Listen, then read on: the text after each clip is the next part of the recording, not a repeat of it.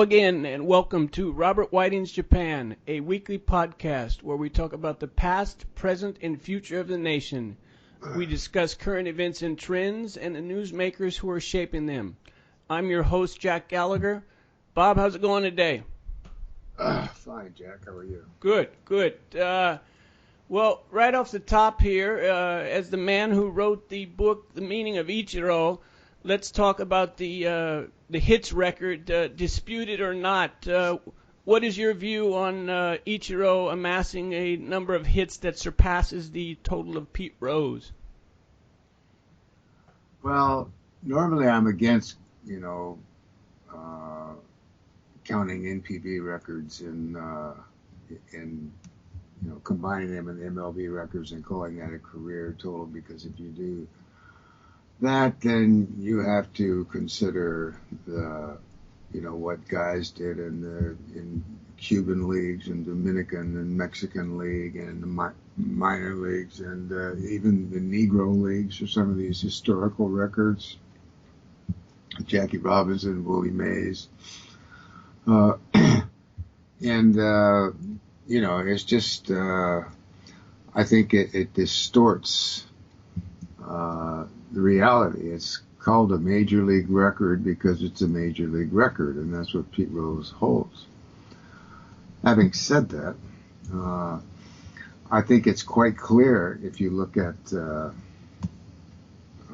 Ichiro's performance from age 27 on, over 200 hits a year, averaging 330 or something like that.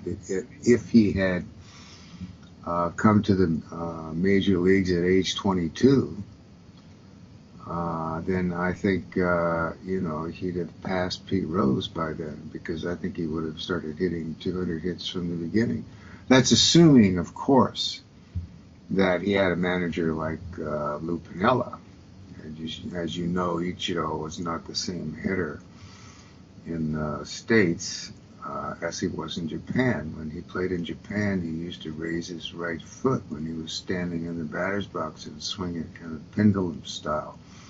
He had a really unusual stance, but it worked for him. And he also hit a lot of liners, fly balls. And he had 25 home runs at one point. But when he showed up at Seattle and played for Piniella, after seeing how fast Ichiro was, he said, I want you to... First of all, Ichiro had to drop the leg lift. He had to plant both feet when he stepped in the batter's box and got ready to swing. Because, with that leg lift, he never would have caught up to Major League fastballs and thought faster in the States than they are in Japan.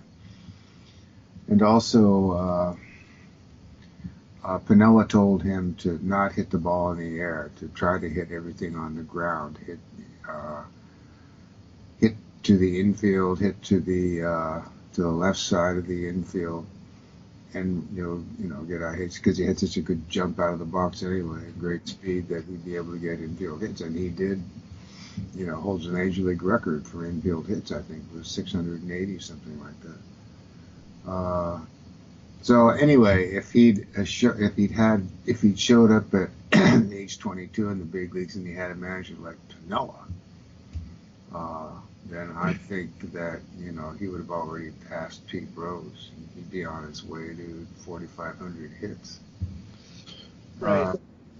Yeah, go ahead. Well, what I was going to say was, you're right, how he changed his style of hitting. I mean, I still remember how he used to smash balls up the alleys and, just spray line drives all over the field.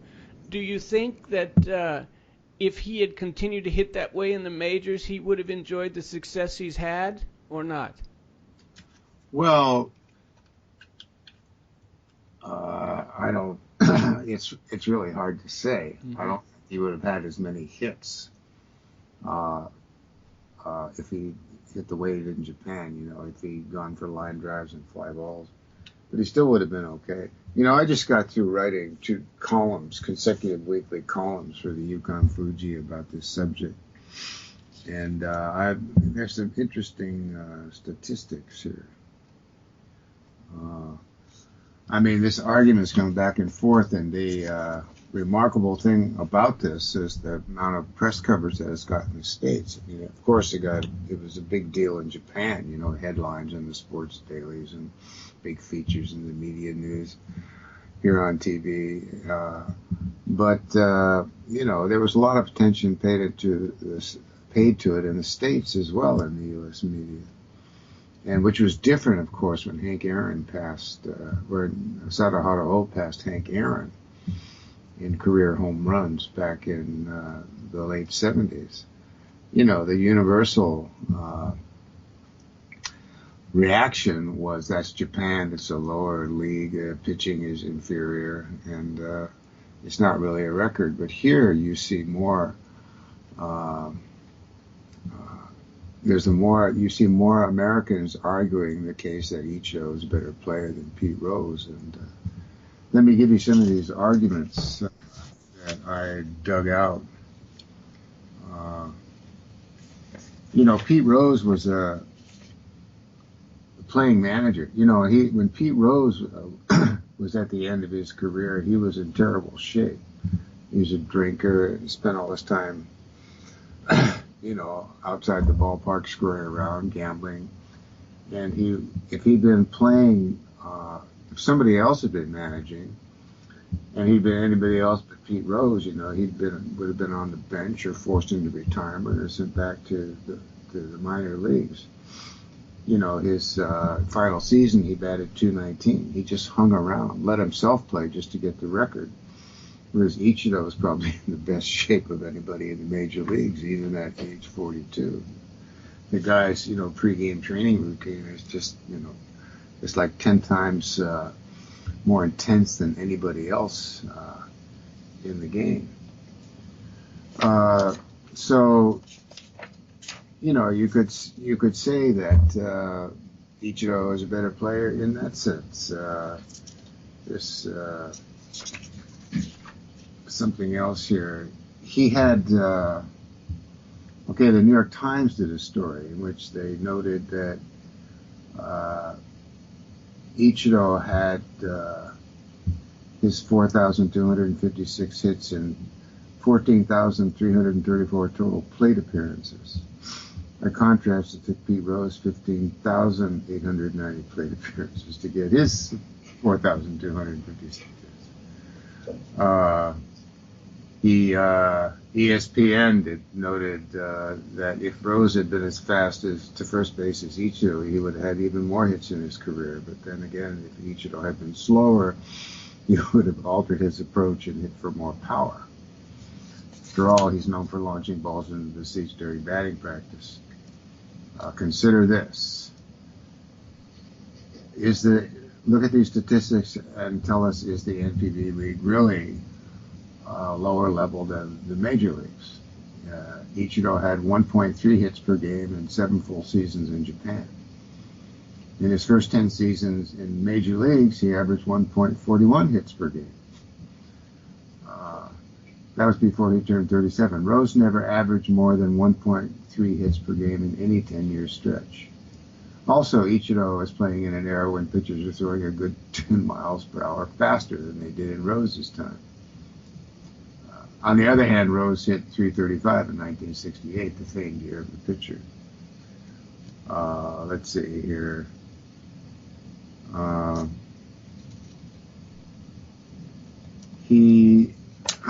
have we got? There's a study done by Baseball Prospectus that said that he would have had more hits if he played in the major leagues from age 22. He would have had more hits than he did in Japan because of the longer season, 162 game schedule. That if he'd started playing at age 22, he'd have anywhere from 4,100 hits to 4,400. Age 21. Let's see. And so you say, the argument this is from the Yahoo Sports. So they had a big discussion about that, where there was a couple of thousand people wrote in, got into arguments about this, and one of the people said, "So you say Japanese baseball competition was not as high as the major leagues in the 90s? Well, how about the competition of the Major League Baseball in the 1910s and 1920s when Babe Ruth played in some stadiums with fences under 300 feet and pitchers throwing at 70 to 80 miles an hour?" And another guy says, for one thing, he's doing it over here. He's doing it at an advanced age where pitching is deeper, faster, and better than it was in Rose's era. And you have to ask the question, how would Ichiro have done if he played in Rose's era when he would have the benefit of facing slightly slower pitching? Ichiro's per game average, 162 per game average hits, 162 game average of hits is 200, while Rose is 194. Rose's top hit, Ichiro's top season hit total is 264. Rose's is 238. Et cetera, blah, blah, blah, blah. You go on and on and on. You know, for the past 2 weeks, I've just been immersed in these statistics, so I had to share them with somebody. So it's good that you came along. Well, I'll tell you, Bob, it is an interesting argument, and you know, I mean, as a batter, you know, there's the question of who was a better batter or who has the record. But as a player, there's no doubt in my mind that Pete Rose was the better player. When you talk about leadership and winning the World Series, starting the All-Star game at 5 different positions, to me, that's what it's all about. Now, other people may say differently, but that's the way I see it. Well, that's a good point about the All-Star playing, you know, starting in the All-Star game at 5 different positions. That's a good point. The fact that he won World Series, that just means that he played on a better team than Ichiro did. You know, it's not Ichiro's fault that Seattle didn't go to the World Series. They had a shot. They only had a shot at it one time. His very first year, I think, they lost to Cleveland in the first round of the playoffs. Maybe you could. I forget how Ichiro did in that series, but I mean, you can't say. You know, I don't. Ichiro didn't get to play with Johnny Bench and Tony Perez and Ken Griffey and these guys. You know, Joe Morgan. You know, Hall of Fame players. So he didn't have any Hall of Fame players on his team except for the possibility of Edgar Martinez. You want to count him? Right. Right. So there. Well, no, I just, you know, the people that I've talked to over the years, they say it all boils down to leadership, and that Rose as a player, forget all the gambling stuff, but that Rose as a player, you know, whether it was in Cincinnati, whether it was in Philadelphia, whether it was in Montreal, he was a leader. He was a leader. That's what people always said. And as you know, Ichiro hasn't been the most popular with his teammates in any of his stops. Isn't that correct? That's right. You can't describe Ichiro as a leader. A loner is the way I would describe him. Yes, then no, he's not the friendliest person in the world. He's Right. okay. He's okay, but I mean, he's just. I've interviewed both Ichiro and Pete Rose, and I found Pete Rose was much more approachable than Ichiro was. But on the other hand, Ichiro, you know, was. Once we got into the interview and started talking, then he was became fairly personable. He's quite an intelligent guy. I think he's smarter than Pete Rose. Well, that wouldn't surprise me. But Bob, just going back to, you mentioned O and Hank Aaron. Can you just compare and contrast what it was like back in '77 when O passed Aaron's record, and compare the coverage of how it was covered here in Japan as opposed to how this was? Because, of course, Ichiro was doing that over in the States before it was the other way around. Well, here it was headline news. And in the United States, maybe there might have been a couple of paragraphs in an AP dispatch or something about some old passage. Here it was a big deal. I remember the Mike Mansfield was the U.S. ambassador, and he called. The night he got the record and congratulated him. Everybody was watching on TV. I mean, there was some coverage in the States. I remember Sports Illustrated had Sadaharu on the cover of one of their issues. Right. In the 70s, and they did a pretty good story on him. But, there wasn't most people didn't even know they played baseball in Japan at the time, most baseball fans.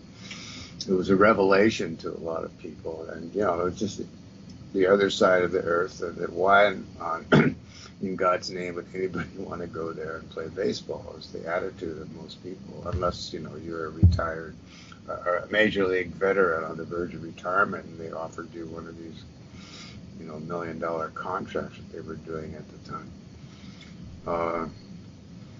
But having said that, I think that everybody who I've ever interviewed who saw O play or played with him, like who was it, Clete Boyer, played against him with the Tayo Whales, and Jim Lefevre, who was in Japan at the time, and Tom Seaver, who came over with the Mets on a goodwill tour in mid-1970s. All these guys, say that if O had gone to the major leagues, he would have been among the all-time home run leaders. Maybe he wouldn't have hit 714, but he certainly would have hit 500, everybody says, at least, and maybe 600. Because, people always say that the two things, the pitching was inferior in Japan and the ballparks are smaller. Well, yeah, but, half the pitchers or a third of the pitchers at that time on rosters in Japan, Central and Pacific leagues, were certainly major league level. They could have gone. They could have played in the major leagues if they'd been allowed to go, if the reserve clause that was not in effect. And whenever teams played the Giants, they always saved their aces, their best pitchers, against the Giants. Right. When Hanshin Tigers Enhatsu was in his glory years, they have a 3-game series against the Giants, and Enhatsu would start the first game and the third game of the series, and he'd come in relief. Wow. So he was always facing. He never got to hit, off the, the weaker pitchers, lower half of the pitching staff, or most of the time he didn't. And he also, I don't think in O's case, the short fences didn't make any difference, because when he hit the ball, it really went. It was a really vicious line drives. Right. The only thing that stopped the ball was the presence of the stands. And none of this, high arching fly balls that make it into the first row. He very rarely did that. He always hit the ball hard. Bob, one final thing on O and Aaron. There was, after one of those seasons, Aaron came over here and they had a home run hitting contest at Jingu Stadium that was televised back in the States. Did you cover that event? I saw it on TV. It was at Korakuen, wasn't it? Oh, was it Korakuen? Okay. Yes, the Giants. Oh, yeah. I guess I should have figured that out. That was during the Mets tour, I think, and Aaron came over, and they had that before the game. Yeah, I remember that.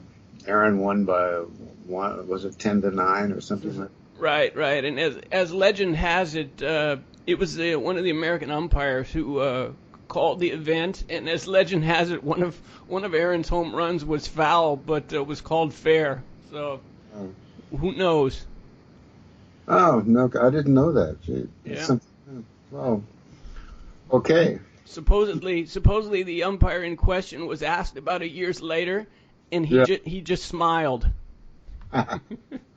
So okay, well, moving along, Bob, we have Tokyo Governor Yoichi Masazoe resigning after the dust up about his spending of taxpayer money and campaign donations. What is your opinion on that whole thing?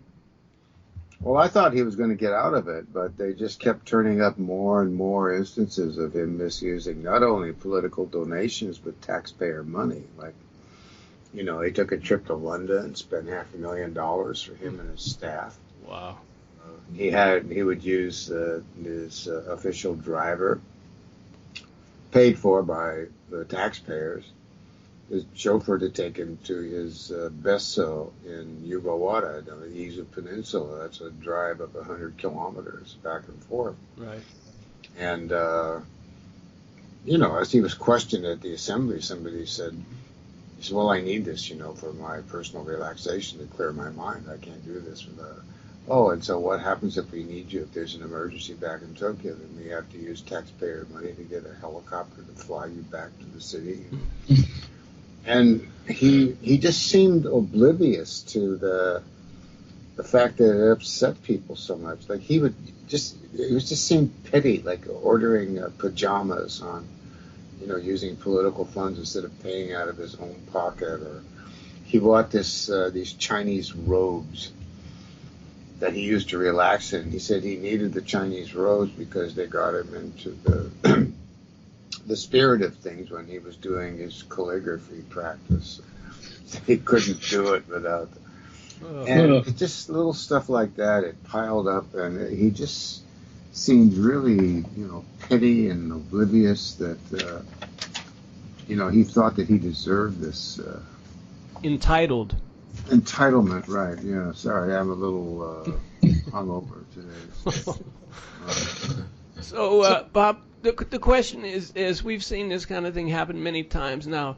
Does it really matter who the governor of Tokyo is, or is it just is it irrelevant? Well, yeah, I think it matters who the Tokyo governor is. A high-profile job, and especially with the Olympics coming up, Tokyo. There are more people in Tokyo than there are in some countries. It's the largest city in the world, or one of the largest cities in the world. GNP is probably larger than a lot of European countries. So I don't, yeah, it is an important job. And it's, I think it's good to have somebody with a sense of propriety. And he's obviously wasn't. I was disappointed in him because I thought he was, with his international background and his ability to speak foreign languages, fluent in French and English. He studied in Geneva and Paris.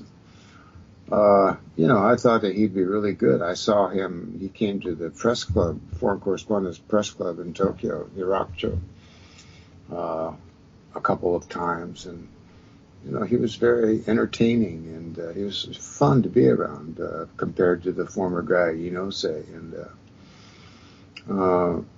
if you ask him, a reporter from Geneva asked him a question in French, and he answered it in French. Somebody asked him a question in English, he answered that in English. Somebody asked him a question in Japanese, he answered that in Japanese. It was cool to see. But this sense of entitlement just did it in. It's how people have this kind of blind spot. Of course, when you look at his career, he said some things before about women that were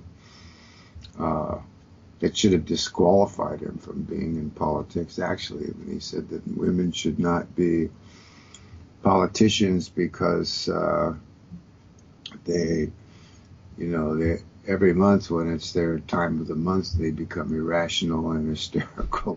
They can't do their work, and a woman cannot work 24 hours a day like a guy can, and Wow. blah, blah. He was just, so come to think of it, maybe he shouldn't never have been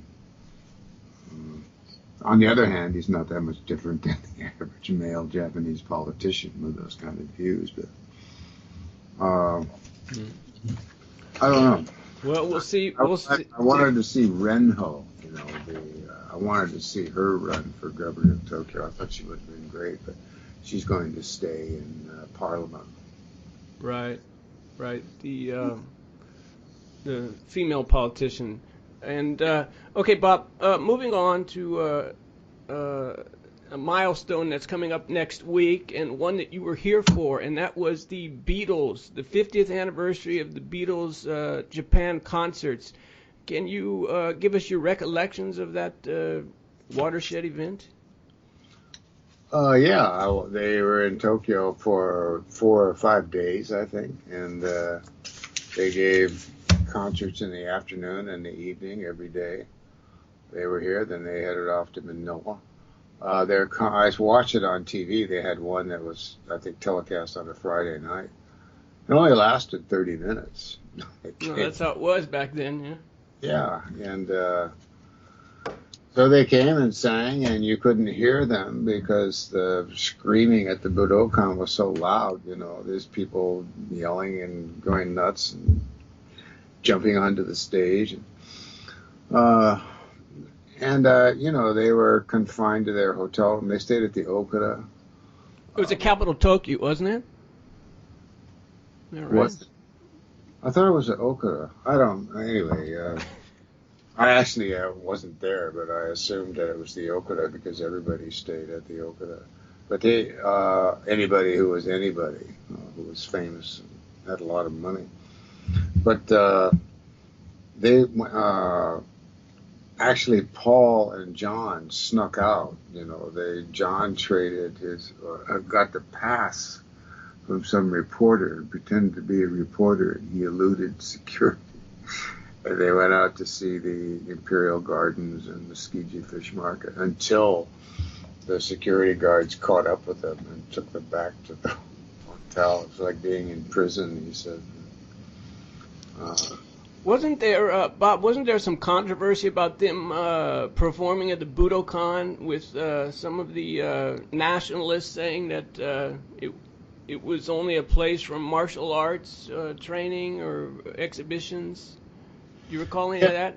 I remember that. And they had a press conference. Yes, the press conference was at the Okura, so they did stay at the Okura. I remember that. And that subject came up, and they said, well, we were asked to come here, and we have no idea what the Budokan is, and, we just sing songs and, get over it, man. And I remember there was somebody from the Foreign Correspondents Club asked them, he said, when are you guys going to grow up? And that's the one that really made John Lennon mad.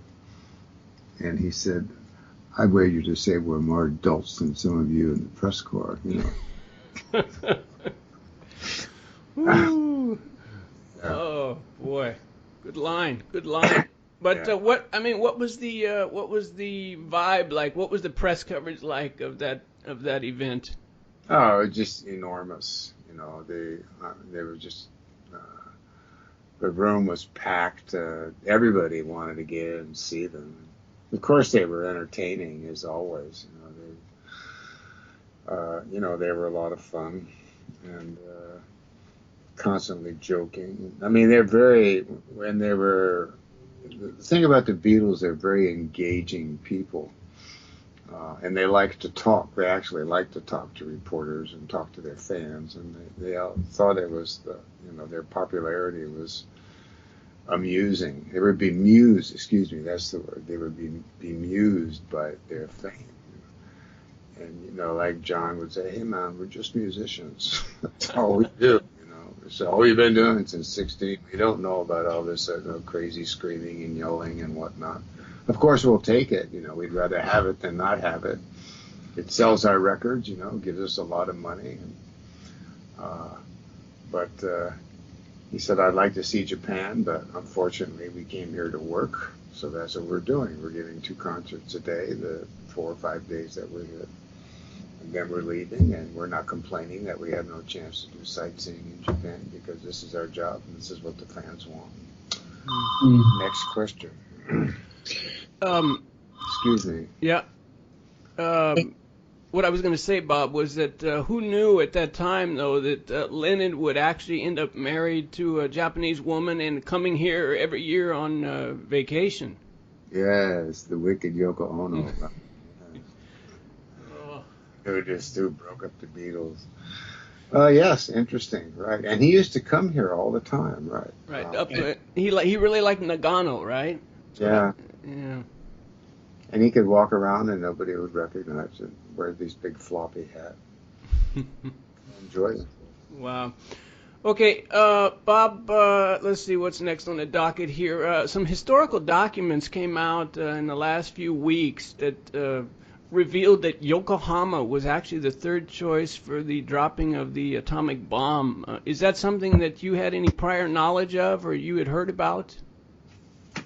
No, I didn't. I didn't know that.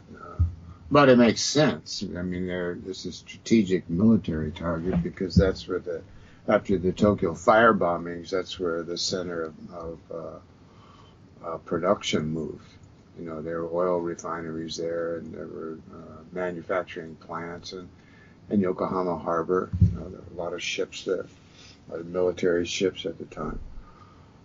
So it made sense to do that. The thing that I didn't know, I looked that up when you asked me the question, but they were capable of making several bombs atomic bombs at the time, and they were just going to keep dropping them at regular intervals until the November 1st, 1945, when the invasion of mainland Japan was scheduled. I didn't know that, but Hiroshima was a target ostensibly because it was a big naval base for Japan, and so there were a lot of Imperial Navy forces in that area, so it made sense to drop a bomb on that area. But did they have to really kill 100,000 ordinary civilians at the same time? Then Nagasaki, same reason. That was another port for the Imperial Navy. That made sense. Some people say they dropped that bomb. I've seen historians say they dropped it just to stop the advance of the Russians coming down from Sakhalin. So the message was, keep out of Japan. We've got more of these. Interesting. But yeah, I mean, and also Kyoto was on the list too. Right. It was taken off. I forget who was against. Was it Stimson? Was against the idea. He said it would just, if you destroyed Kyoto, he said it would make the Japanese, so it would turn them against completely against the U.S. in the post-war era, and they become allies of the Russians if you did that. So. Right. Okay, Bob, also we had news within the last 10 days or so that the proposed consumption tax hike from 8 to 10% was postponed until 2019 by Prime Minister Shinzo Abe, and is that a good move? Well, it's a no-brainer. How could you? Abenomics is based on stimulus and printing money and spending. And trying to build up inflation to get the economy growing, and it seems to me, obvious to anybody who passed fourth grade math that you don't raise taxes when you're trying to do something like that, and you're trying to encourage spending, tax people because that just discourages spending. So it was the obvious thing to do, and I'm surprised, they took so long deciding on how and when to do it, but it was smart of them to put it off. Well, it was a logical thing, obvious, necessary thing to do, to put it off till 2019. Right. No. Yeah, I agree with you. And as we saw when it went from 5 to 8% a couple years ago, there was a recession that immediately followed. Right. I just couldn't understand the logic of it. It just seemed so stupid to do that. Right. Okay, Bob, let's talk about an author that is very prominent and who's been around for a while now, and that's Banana Yoshimoto. Yes. Tell us what you know. Well, I think. Sorry, we got phones ringing in the office here. Uh, well, tell me, Jack, would you name your daughter Banana? No. Uh, that's my first reaction to her. I thought, what a weirdo, I thought.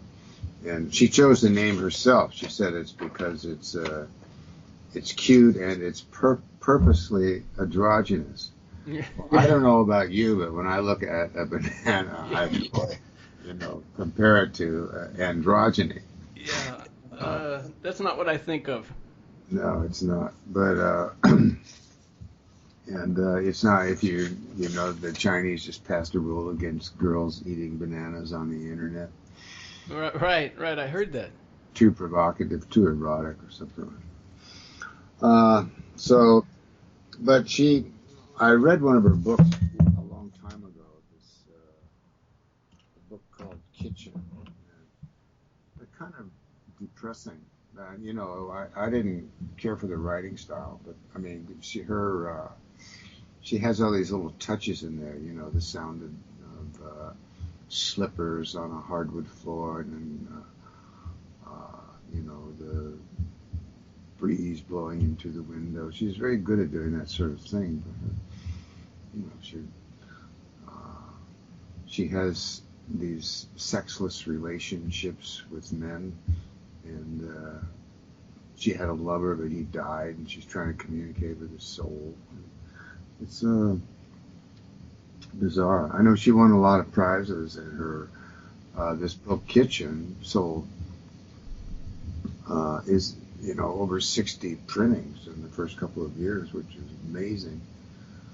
But it's to each his own. But it's not my taste in literature. I haven't read the Japanese original. I just read a translation, so maybe it lost something in the translation. Hey, that'd be a good name for a movie, huh? Lost in Translation. Yes, excellent. Why don't we produce one? But she, her stuff. She does another thing she did. I recall was she described this alienation of youth and how they were separated from Japanese culture. She started writing when the recession hit. The bubble burst, and there was no jobs for a lot of young people, and they're sort of doomed to these McDonald's and Kentucky Fried Chicken jobs, and that's all they eat. And they surround themselves with tech, Sony Walkman, that sort of thing, Western technology. So it was a kind of depressing portrait of life in general, as I recall. That's all I have to say about Banana Yoshimoto. I wasn't Okay, well. I hope nobody, Defended. Okay, Bob. An interesting move in terms of the business community came recently with the Watami chain of izakaya that's finally agreed to allow their workers to form unions. Right. And of course, you and I have dined at that chain a few times over the years, and do you think the fact that they fought it so hard for so long is that show you that workers' rights in Japan are still relatively weak?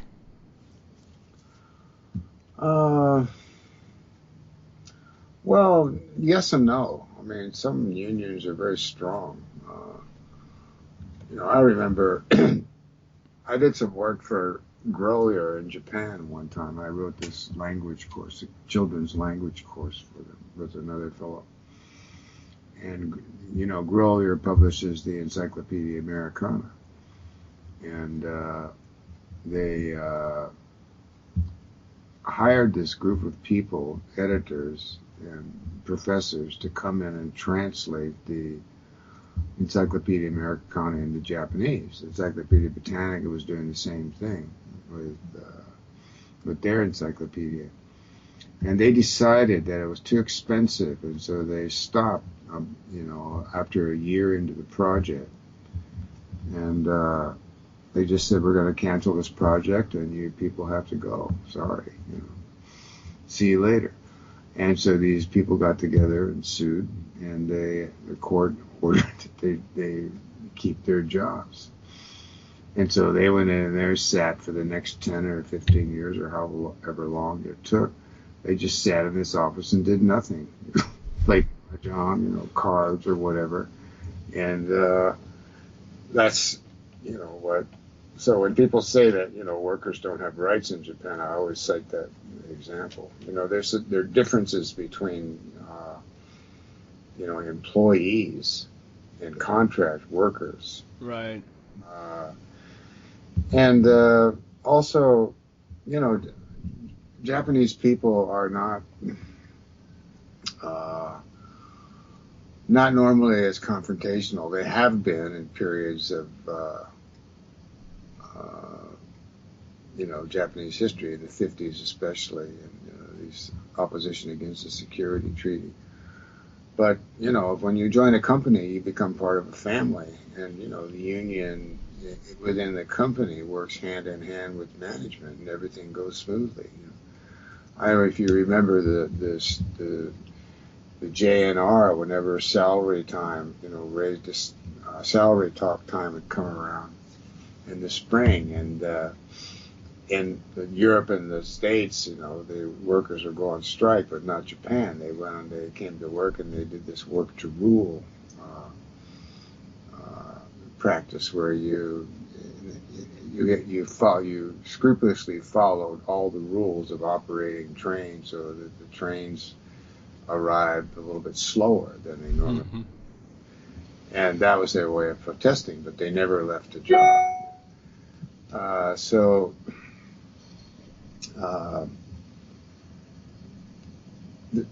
And remember the, baseball players union. Right. In Japan. They said, we will never strike. And they finally struck in 2004 when the owners were trying to reduce the number of teams. And, the baseball fans around the country were so upset about that, they sort of forced the Players Association to go on strike. They did. They struck for 2 days, and they got this, one of the teams was going to be reduced to 5 teams, but they got a new team, the Rockland Golden Eagles, put in. But they have never struck since then. And you remember this 2-day strike was accompanied by player apologies, these tearful apologies, and players would go to the stadium anyway, even though the game had been canceled, and they would hold baseball clinics and autograph signings, sessions for the fans who had tickets to the game that had been canceled. And there's a lot of things that they could demand if they went on another strike, like the rights to their image. The team controls, their image use and, CM endorsement. You can't sign an endorsement, without the team's okay. The team takes a big chunk of the money. But they won't do it. It's just, how many times have I heard this would be, if we went on strike, it would be unfair to the fans and the people who work in the stadiums and the front office and blah, blah, blah, blah. So there's this, unions are not as confrontational as they are in other countries. And so, I'm not, that there a couple of people have died from overwork at this Watami chain, and their families sued them. But we'll see what happens. The Japanese, this dichotomy between what the omote and ura, the surface look of things and what goes on, under behind the scenes. When the Japanese government says that the average work week is the number of hours that Japanese work every week is slowly being reduced. It used to be 42, and now it's down to 40 or 39. And you sign a contract with a company, the contract says from 9 to 5. But, it's all BS because everybody knows you don't leave at 5 o'clock at a Japanese company. And these statistics that the government cites, they don't count unpaid overtime. And that's what companies demand. And people want their job. They don't want to cause a scene. They don't want to lose their jobs. They don't want to embarrass or make trouble for their coworkers. So people just go along. So, I don't know what to say about what Tommy. Yes, right. They agreed to a union. I wonder how things will change. Yeah, that's the real question. Will anything change, or is it just just some kind of move that's a cursory thing that may not change anything at all? We shall see. Okay, Bob, let's move on and talk about the style maven Marie Kondo, who has kind of become a phenomenon in her own right. Can you tell our listeners about this gal? I think she's really interesting. She has this fixation on cleaning things up, throwing away things, and tidying up. And she said when she's launched this industry. She wrote a best-selling book about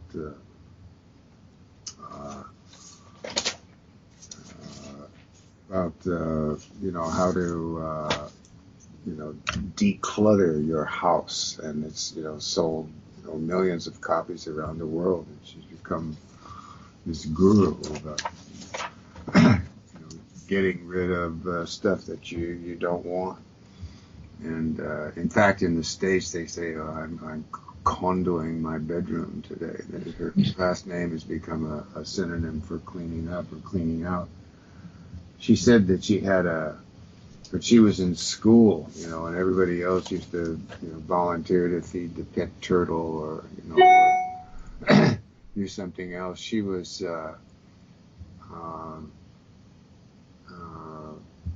volunteered to rearrange the bookshelves in the classroom. And she said she had an epiphany one time. Forget what happened. She said she heard a mysterious voice one day. She passed out. She said she was unconscious for 2 hours, and she heard this voice that was the god of tidiness was communicating to her. That told her the secret of cleaning up. And that's if you go into your old books and clothes and other stuff, and you have an item, and if it doesn't spark joy in you, then you get rid of it. And then she has these very, meticulous instructions on how to fold your sweaters and shirts and stuff, and you put them away in the drawer. And she's, really interesting person, I think. Just devote her life to tidying up. The interesting thing about her is that no reporter, she's been interviewed all over the world, but no reporter has ever been allowed to see inside her house. Okay. So it makes you wonder what her house looks like.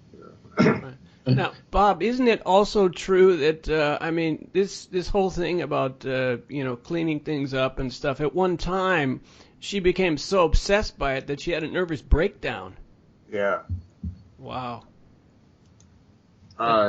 Yes, I guess. That's pretty intense.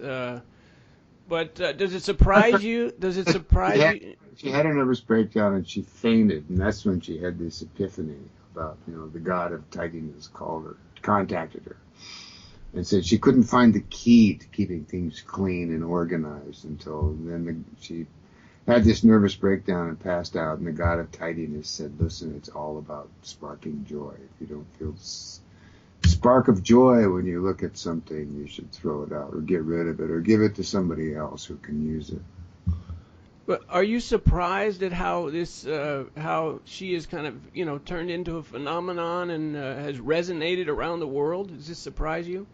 Yeah, it does. It surprises me. And I look at her and I look at my wife, and it could have easily been my wife because she's exactly the same way. Oh boy. Okay. All right. Uh, anyway, let's talk, Bob, about something that was very controversial here recently and stirred up a lot of anger around the globe, and that was the abandonment of this young boy up in Hokkaido by his parents in the forest that led to this massive search, and finally he was found after a week. What do you think about that whole thing? Well, remember I told you the story about Mifune, that his son went on television and told a story about his father, where he asked what kind of father he had, and he said, well, he was a strict disciplinarian, and the kid did something bad, and as punishment, the father put him in the trunk of his car and drove him to another neighborhood and dumped him in front of the park and left the kid there for an hour or so. And then finally the wife went and retrieved the kid, and that was a lesson to the kid that he had to learn to behave. And maybe the parents, saw that TV program and they thought, hey, that's a good idea. Because this kid was throwing, he was standing by the side of the highway or the roadway and throwing rocks at cars. And he was a bad little boy. So I think they just did it to scare him. And they said they left him there for 10 minutes. I don't know. But my guess is the kid intentionally hid. He wanted to punish the parents for doing that to him. And he didn't want them to find him. And so instead of staying where he was, he deliberately took off. And because, he found this abandoned or unused barracks Quonset hut for the Japanese Self-Defense Force, and that's where he was staying. But he hid it. The searchers, the police, and these other, JASDAC people who were helping conduct the search came there, and they called his name, and he hid under the mattress. He didn't want them to find him. So, but of course there was a lot of outrage, and is it a cultural thing that, of course now in the States, if, you're going to get arrested for that. Let's be honest. You're going to be arrested if something like that happens with your kid. What, Right. Is it just a difference in culture here that the parents weren't arrested? Well, they haven't been arrested yet. Right. It remains to be seen what's going to happen. Most people think that, they were in the wrong, but they also understand why they did what they did. I don't know what's going to happen I don't know what kind of I'm sure the parents were devastated, when they couldn't find the kid. I just think they made a mistake, and a parenting mistake. So, maybe Miss Marie Kondo can write a book about parenting. Right. What was your initial reaction though when you heard the story? Did you believe it? Did you believe that they had just left this kid in the forest, or were you a little bit more suspicious, as I was? When I originally heard that story, I thought the parents had killed the kid and buried him somewhere. Right, me too. Right. And I felt very embarrassed when they found the kid. I don't know. I don't have any kids, but it's a hard thing to be a parent, and there are no hard and fast rules about the way to be a good parent. I'm sure that they'll never leave their kid in the forest again. Now, do you think that they'll have to pay some damages though for the 7-day search or whatever it was? Yeah, I think if I were a judge in a court and I had to, devise some sort of penalty for them, that's what I would do, is fine them for these people's time. People spent, all day and all night searching for this kid. So yeah, I would say they'd have to do some kind of community service or pay a fine, a certain amount of money. Yeah, I agree. That seems like that's the right thing to do. Okay, Bob, let's move along here, and we had a request from a listener recently for you to talk about the career of the former Hanshin Tigers great third baseman Masayuki Kakefu. Yeah. What are your recollections of him? Oh, he had a great swing. I mean, he wasn't very big. He was like 5'9", 170, but he did a lot of muscle training, and he had this perfect swing, wheelhouse swing, and he hit 48 home runs one year. That was the Tigers' record until Bass came along.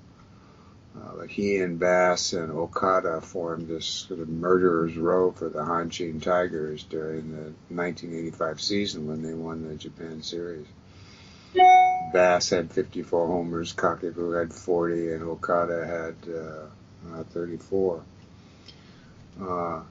And he was a third baseman, and what I remember about him was that he was a dangerous hitter. He was a really good fielder. He never wore a batting glove, but he wore another glove that a tight glove that he wore, and a tight-fitting glove that he wore in his hand when he was fielding, and he'd put his fielder's glove over that, and then he would take this thing off when he batted, and he would stick it in his back pocket, and it stuck out, and it looked like he had a tail when he was batting, if you're watching on TV. And so that became this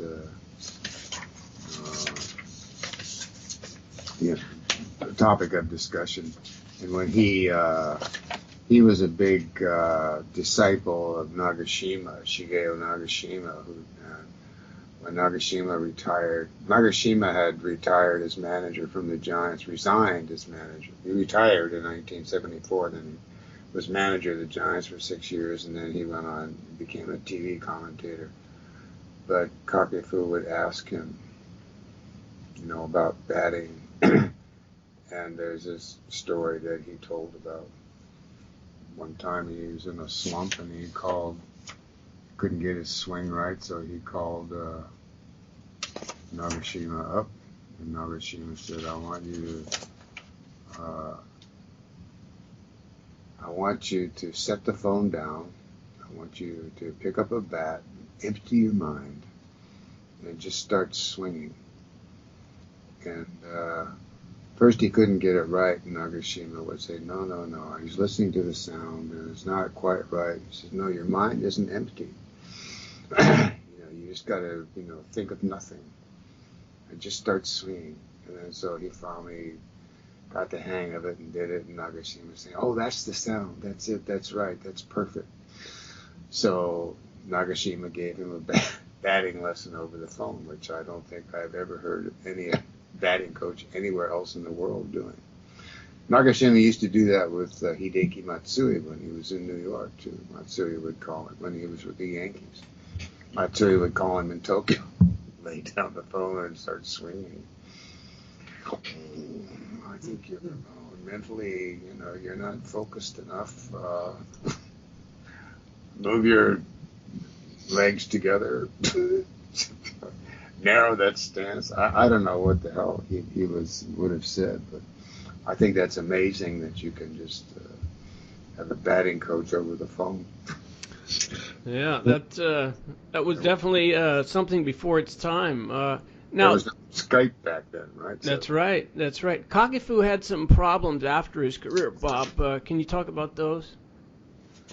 Well, he was really irresponsible with money. He had a company, and he borrowed a bunch of money, and he built this big house, this huge house of,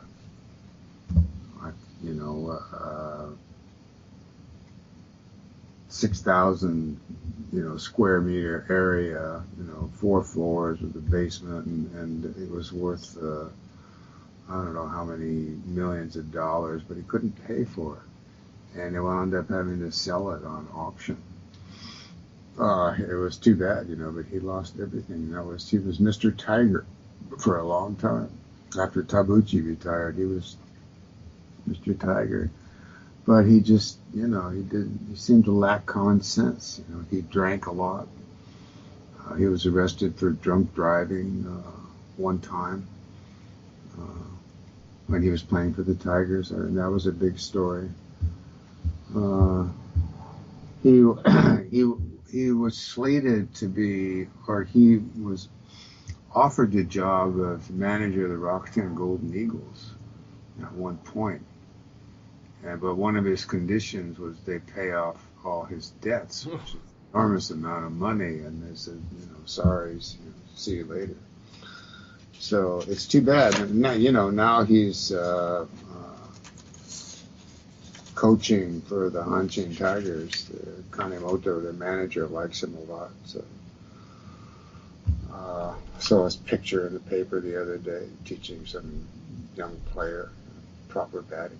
He was a hell of a hitter, but he lacked self-control and wisdom in certain other areas of life. He didn't smoke, he didn't gamble, but he couldn't control the alcohol. So there were no underworld ties or anything like that. It was just a case of bad money management. Well, no, he lived in the Osaka Kobe area, so there's a yakuza on every corner. Everybody on the Hanshin Tigers has access, had some sort of relationship with organized crime, including their present manager, Kanemoto, who wound up, he was a front man for some yakuza investment scheme, buying up agricultural land in Hiroshima, and it was a big scam, and one thing led to another, and he wound up losing $8 million to the Yamaguchi-gumi because of that. Wow. But they all are. You can't play for the Hanshin Tigers and not know any underworld figures, so I'm sure there was something in there, but I don't know the details of it. I have no idea what happened. Whoever he borrowed the money from, loan association to buy this house. I don't know what kind of interest they charged him. I don't know the details. I just know that he lost this wonderful house. It was sad, but it was his own fault. Right. Okay, Bob, just briefly, before we go, I wanted to go back to our original topic about Ichiro and the hits record, and one thing I didn't ask you was, what was your opinion of Rose's comments about the whole issue? I thought it was funny. He said they're going to make me the baseball hit queen. Ichiro's going to become the hit king, and I'll be the hit queen. I don't know. He's Pete Rose. He's Pete Rose. I thought it was really, there's a certain lack of graciousness there on his part. But, he did say that Ichiro was a great player, belonged in the Hall of Fame. But, they call it the Major League record for one thing, and it's... They call it the Major League record because it's a Major League record. It's a record set in the Major Leagues. Cooperstown is something else. Cooperstown lets everybody in from the Negro Leagues on. And so, if Cooperstown doesn't limit the players it honors to the Major Leagues, it's all a professional baseball, so maybe, Cooperstown, the Hall of Fame, could call Ichiro the all-time hits king, because it's not devoted exclusively to the major leagues. But if you're going to have a major league record, then you have a major league record, and that's what it's called. It's not called the joint MLB and PB record. Right. Okay, well, anyway, I don't know. Rose seemed irritated. On the one hand, you could say it was sour grapes on his part. On the other hand, you could say, what he was saying was legitimate. So we'll just have to let the listeners decide for themselves. All right, let's do that. Yeah. Okay, before we go, we just want to remind everybody that Bob's books are available on Amazon and iBooks. You can email Robert Whiting's Japan at robertwhitingsjapan@gmail.com. You can like us on Facebook. You can follow us on Twitter. You can subscribe to the podcast on iTunes, SoundCloud, and you can also hear us on Stitcher and YouTube. Bob's column is in the Yukon Fuji Japanese print-only edition every Tuesday. Any idea what you're going to write about next week, Bob? I don't know. Jeff Passan of Yahoo Sports, their columnist, just wrote a book about the arm that's getting a lot of attention in the United States, the pitching arm. So maybe I'll write a review of that. I've learned some things by doing this research on Ichiro. The fact that major league pitchers are throwing 10 miles an hour faster than they were 20 years ago, I think that's an amazing statistic. Yeah, that's a big number. When you throw a fastball at 90, 100 miles an hour, or you throw a curve or a slider or something like that, I mean, you're really putting all the force of your body into this pitch. And there's only one thing that's holding your arm together at the elbow, and that's this little ligament. Every time you throw it, 100 miles an hour, Jesus, you're stretching the hell out of it. You're putting a lot of wear and tear and pressure on it over the years. So, no wonder you see all these pitchers going down, with torn ligaments, and there's a record number of Tommy John surgeries. So it's a book about that. So I think I'll write, introduce the book to the readers of Japan. Right, and that's something that would probably resonate here because of the high number of pitches that players are required to throw at every level of the game here. Right, yes, I think so. Okay, Bob, well, I'll tell you what, thanks for another great show, and let's do it again next week. All right, Jack, thanks a lot. We'll Sure. see you. Yep, bye.